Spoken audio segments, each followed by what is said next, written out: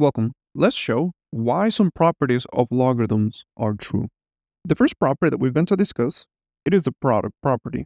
And what this property says is that when we're multiplying two expressions inside of the logarithm, well, we can separate each one of them individually and then add them up. Now let's show why does this make sense. On the right-hand side, we have two different log expressions. How about we call the first expression x and we call our second expression y? So we have the following. X is equivalent to the log of a evaluated at m, and also y is equivalent to the log of a evaluated at n. What we have now are two log equations. Well, let's represent each one of them as an exponential. In our first equation, we can start by getting our base of a, and then we can raise it to the x, and that is equivalent to this expression called m. In our second equation, we have a base of a, where now we're going to raise it to the y, and now that's equivalent to n. Let's think back about what we have inside the parenthesis in the left-hand side, m times n. Well, we already know what m stands for, and we already know what n stands for. So how about we multiply them? So now that we're multiplying two exponentials, notice that they have the same base. Then we can add their exponent. And now notice that we have an exponential equation. And we know that any log function can be written as an exponential. But we can do that backwards as well. Any exponential can also be written as a log function. And in our result, the base of this exponential, it is a. That will be the base of our log function. And what we had inside the log function, it is what our equation is equal to, which in this case, it is the expression of m times n. And our exponent is what the equation is equal to, which in this case is x plus y. But don't forget what x and y were. X was the log of a evaluated at m, and y was the log of a evaluated at n. So let's substitute that.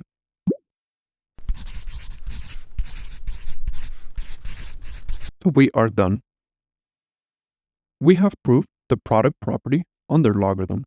Now let's take a look at the quotient property. The quotient property says that given any logarithm, if we are dividing inside the log, then we can have the log of the numerator minus the log of the denominator. But why is this true? Let's show that. We're going to use the same technique. Our first expression of log, let's call it x, and the second expression of log, let's call it y. And notice that we have a log equation, we can write it as an exponential.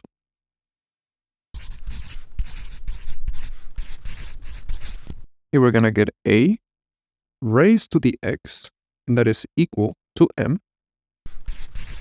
And in our second function, we're going to get a, and then we're going to raise it to the y, and that is going to be equal to n. Now the expression that we have inside the parenthesis, we know what m stands for, and we know what n stands for, so let's divide them to obtain this expression.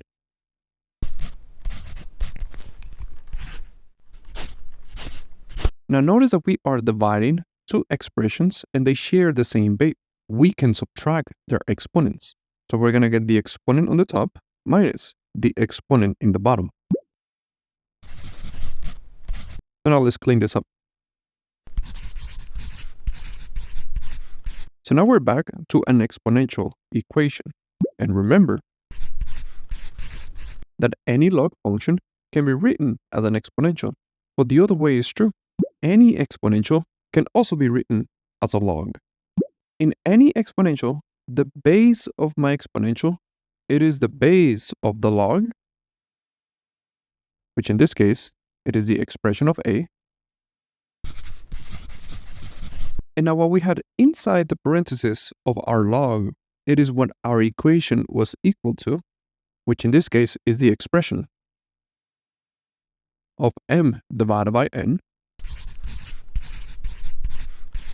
And now our log function was equal to whatever we had as our exponent, which in this case is the expression of x minus y.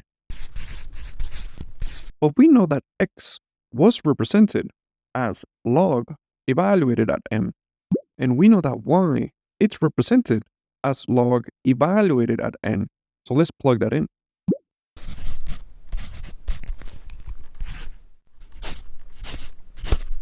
So we are done. We have shown that the quotient property makes sense. Now let's talk about the power property. The power property says that anytime that we have a log function, and inside the log we have an exponential, we can bring this exponential to the front as a multiplication. Why is that true? Well, if we concentrate on the inside of our expression, if m is raised to the x, then we are multiplying m x times. But we have already shown the product rule before, and this rule says that inside the log, if you're multiplying two expressions, you can just add each one of them independently. Well, if we are multiplying x amount of times inside the parentheses, then when we are expanding, we are going to add x amount of time.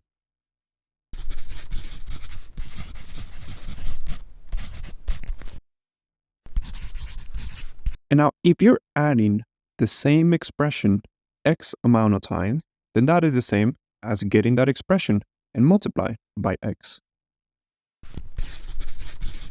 So we are done. We have shown that given any logarithm expression, if we have an exponent inside the parentheses, well, that's the same as multiplying that expression x amount of times. And we call that the power rule. Hello. If you would like to continue learning about mathematics, you can check out the videos on the left.